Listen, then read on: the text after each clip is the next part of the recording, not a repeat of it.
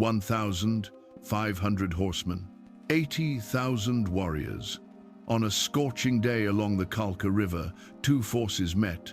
One, a tidal wave of armored princes, the other, a whisper of horse hooves emerging from the steppe. And yet, the impossible happened. The smaller army did not merely win, they erased their enemies from the battlefield. But how did a force so tiny shatter an army so vast? What hidden tactic did the Mongols unleash that Europe had never seen? What mistake by the Russian princes doomed an entire coalition of Slavic might? And why does this battle remain one of the most misunderstood disasters in medieval history? This is the untold story of annihilation, deception, and a trap centuries ahead of its time. The wind of the Eurasian steppe carried whispers long before it carried war. It hissed across endless plains, bending tall grass like waves beneath a darkening sky, an omen of something vast and unstoppable moving westward. In the early 13th century, the world stood on the edge of transformation. Under the iron will of Genghis Khan, a new empire had erupted from the heart of Mongolia, expanding with a force that felt less like an army and more like a natural disaster. To the east, kingdoms collapsed in months. Cities that once believed their walls eternal were reduced to ash. Caravans brought fragments of terrifying stories. Horsemen that never tired, arrows that pierced armor at impossible distances, commanders who predicted enemy moves as if reading a book. Yet to the Russian princes divided by rivalries, pride, and politics, those tales seemed distant, too distant to fear. Their world was one of forests, fortresses, and feuding dynasties. Alliances shifted like river ice, brittle and unreliable. When rumors of Mongol scouts began trickling into border towns, hoofprints that appeared and vanished, merchants who went missing, strange riders spotted on the horizon, most princes dismissed them. They believed their numbers, their armor, their sacred traditions would shield them from anything the steppe could send. But the Mongols were already watching. Subutai and Jebe, two of history's greatest military minds, moved like shadows across the land. Their reconnaissance missions pierced deeper each season, mapping rivers, charting weaknesses, studying the fractured politics of the Rus. They saw not unity, but opportunity. Not a kingdom, but prey, separated into herds. And as the Russians argued over leadership, unaware of the approaching storm, the Mongols prepared with a patience colder than steel. By the time the princes realized a threat was forming beyond the forests, it was already too late. Some storms announced themselves with thunder. This one approached in silence. The first cracks in an army rarely appear on the battlefield, they form in the minds of its commanders. And in the Russian principalities, those cracks had been widening for years. Around long oak tables beneath icons and flickering candlelight, the princes argued. Each believed himself the rightful leader of the coming campaign. Each measured victory not in strategy but in prestige. Revenge for murdered envoys fueled their rage, but pride clouded their judgment. They spoke loudly of honor, loudly of unity, and quietly of distrust. Their army, 80,000 strong, should have been a wall of iron.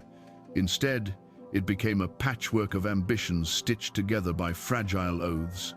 Reports of Mongol tactics arrived daily, villages vanishing without a shout, riders who struck at dawn and disappeared before noon, arrows loosed from beyond visible range, armies that moved faster than couriers. But instead of inspiring caution, these stories ignited something far more dangerous: overconfidence. The princes believed that overwhelming numbers would crush whatever phantom force wandered the steppe. Yet in their camps, beneath the weight of their armor, ordinary soldiers whispered a different truth. Scouts spoke of Mongol movements, so coordinated they felt choreographed. Survivors of border skirmishes described attackers who seemed to know their reactions before they made them. Even the horses felt uneasy, snorting at unfamiliar scents carried on the wind. Far away, in the open silence of the steppe, Subutai and Jebe studied their opponents with cold calculation. They understood what the princes did not. Pride is a weapon. If nurtured properly, it becomes a trap one walks into willingly. Every Russian decision played into Mongol expectations. Every argument among the princes widened the opening.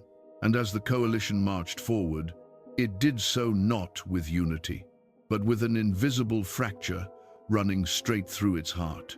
The road to disaster often feels peaceful at first. As the Russian coalition pushed deeper into the open steppe, the world around them seemed deceptively calm, an endless sea of grass rolling beneath a harsh sun, the horizon stretching so far it felt like the edge of eternity.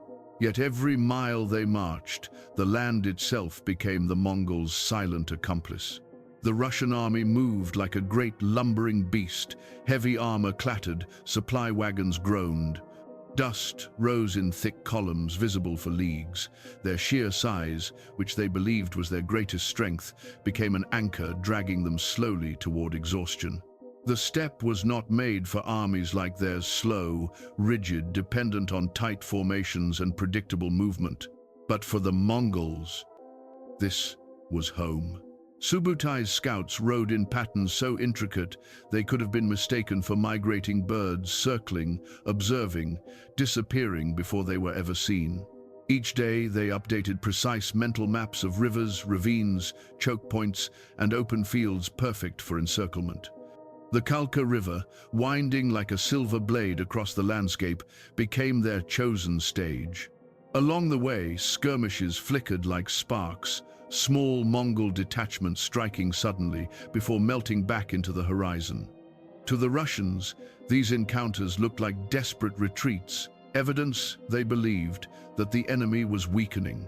Victory felt close enough to taste, but it was bait, carefully placed, expertly timed. Every Mongol withdrawal drew the coalition deeper into territory the generals had already measured and prepared. And every Russian advance stretched their lines thinner, fraying communication and wearing down men and horses under the unrelenting sun. The closer they came to Kalka, the more the steppe changed. The ground hardened, the wind shifted, the silence felt heavier, like air holding its breath. And on the far ridges, Mongol riders watched the great army approach, their silhouettes still as carved stone. The trap was almost ready. For 9 relentless days, the Russians believed they were hunting a fleeing enemy. What they didn't realize was that the Mongols were leading them step by step toward the jaws of a carefully engineered disaster. It began with a sudden clash on the frontier, a skirmish so small it barely felt like a battle.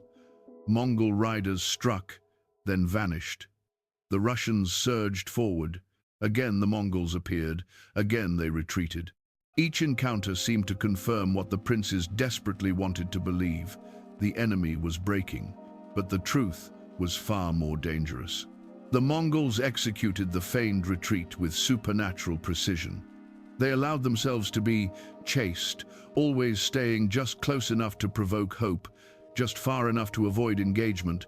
Russian horses grew tired, scouts returned with conflicting reports, supply lines stretched thin. Yet the princes pressed on, driven by vengeance, by pride, by the intoxicating illusion that victory was imminent. Warnings came soft, hesitant, ignored.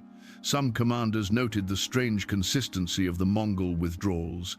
Others noticed how their own formations were unraveling across miles of open grass. Still others felt an unease they could not explain, as if the steppe itself were guiding them towards something unseen. Then came the moment. The Mongols disappeared behind a low ridge. No dust cloud, no scattered rearguard, nothing. Believing the enemy finally cornered, the princes gave the fatal order, advance at full force.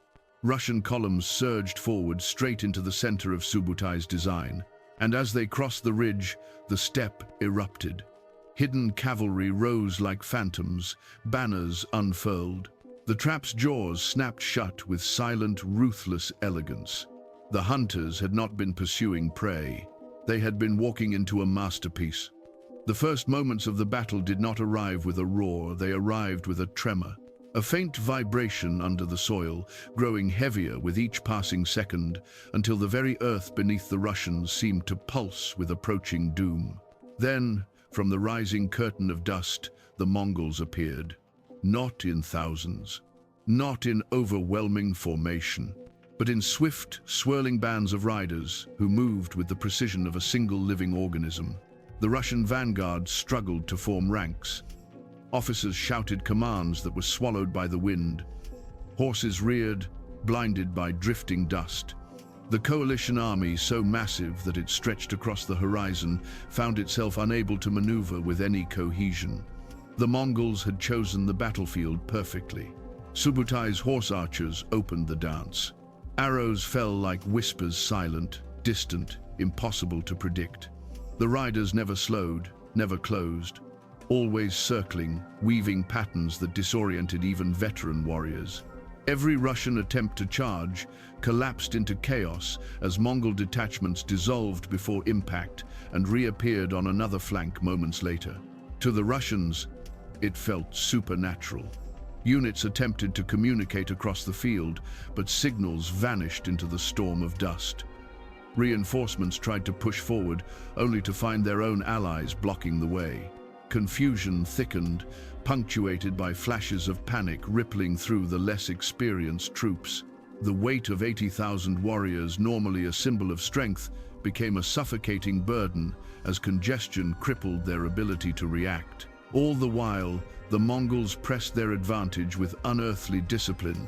They struck only where lines sagged, they fired only when guaranteed to create disorder. They withdrew before being touched. And slowly, almost imperceptibly, the Russian formation began to bend. A prince shouted for reserves, another demanded a flank maneuver. The orders contradicted, tangled, drowned one another.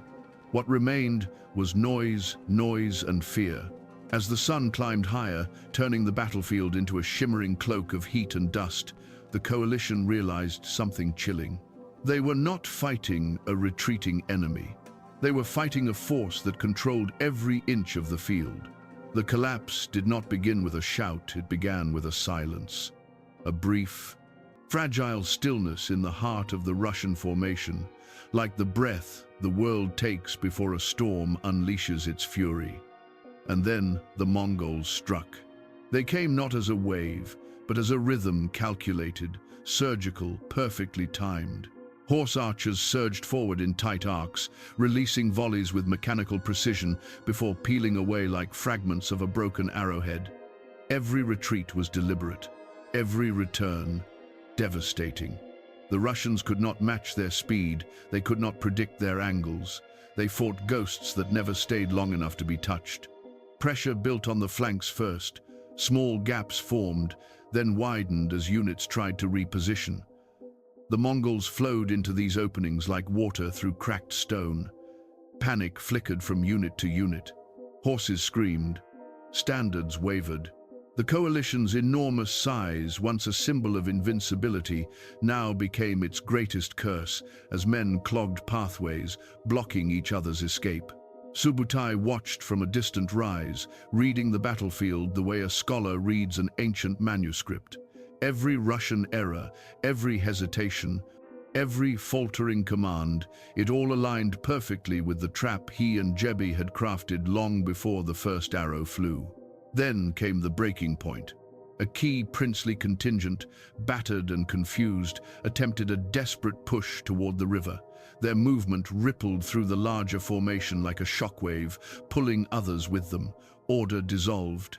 Cohesion shattered. Suddenly, 80,000 warriors were not an army, they were scattered fragments, each fighting for breath, for direction, for hope. The Mongols tightened the noose. They descended on isolated pockets, herding them with volleys, driving them toward unfavorable terrain. The river loomed ahead, a gleaming barrier that promised safety but delivered only confinement. The final phase of the trap had begun. As dust thickened into an opaque veil over the battlefield, one truth became undeniable. The Russians were no longer resisting collapse. They were living it. When the final echoes of battle faded, the steppe fell into a haunting stillness. The Kalka River, once a shimmering ribbon cutting through open grassland, now reflected only the haze of dust and the shadows of retreating riders. The great Russian coalition, 80,000 strong at dawn, was no more. What remained was not an army, but a scattering of broken survivors, fleeing into the vast emptiness, carrying with them the weight of a defeat too immense to comprehend. The Mongols did not celebrate.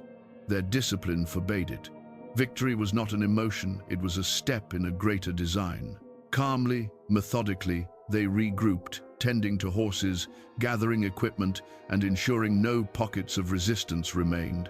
The field that stretched before them was a testament not to chaos, but to strategy perfected over decades of relentless warfare. For the Russians, the emotional devastation stretched far beyond the battlefield. Word of the disaster traveled faster than the survivors themselves. Towns prepared for an invasion that did not come, at least not yet. Because for Subutai and Jebe, this victory was never meant to be a conquest. It was reconnaissance, a test, a warning. In their chronicles, the generals recorded the campaign with clinical precision. The fractured alliances, the predictable pride of the princes, the terrain that had shaped their strategy. They noted it all not as a memory of triumph, but as a blueprint for a future return. Across the steppe, abandoned shields lay half-buried in the dust, banners tore in the wind. The land itself felt wounded, scarred by the weight of an army that had dissolved under the sun. And yet the true consequence of Kalka was not written in the soil. It was written in the hearts of a people who now understood the truth. The Mongols had not come to destroy them. Not yet. They had come to measure how easily it could be done. History often remembers battles for their bloodshed. Kalka is remembered for its revelation. In the quiet after the storm, as the Mongol riders vanished back into the horizon, the princes and generals of the Rus were left to confront a truth far colder than defeat. Everything they believed about warfare, strength in numbers, rigid formations, honor-bound charges had crumbled before an enemy that fought by different laws entirely. This final chapter opens in a somber tone. Smoke drifts over abandoned camps. The river glitters with the same calm indifference it held before the armies arrived. The land itself seems to whisper warnings to those who survived. The Mongols had proven a new philosophy of war: speed over size, flexibility over pride, information over intuition, unity over fractured ambition. Their victory at Kalka was not just a military triumph, it was a demonstration, a message, a glimpse of a future in which the old ways of knighthood and feudal strategy would be rendered obsolete by an empire that studied enemies with the precision of scholars and struck with the certainty of a falcon diving through air. For the Russian principalities, the lesson cut deep. Alliances built on ego could not stand against an enemy united by discipline. Armies marching without shared vision would always be outmaneuvered by those who thought as one. Years later, when the Mongols returned in force, they did so with every detail of Kalka recorded, analyzed, perfected. The disaster had not been an end, it had been a prelude. And so the legacy of the Battle of Kalka River echoes like a warning across centuries. Sometimes the smallest force doesn't just win a battle, it rewrites the future of war itself.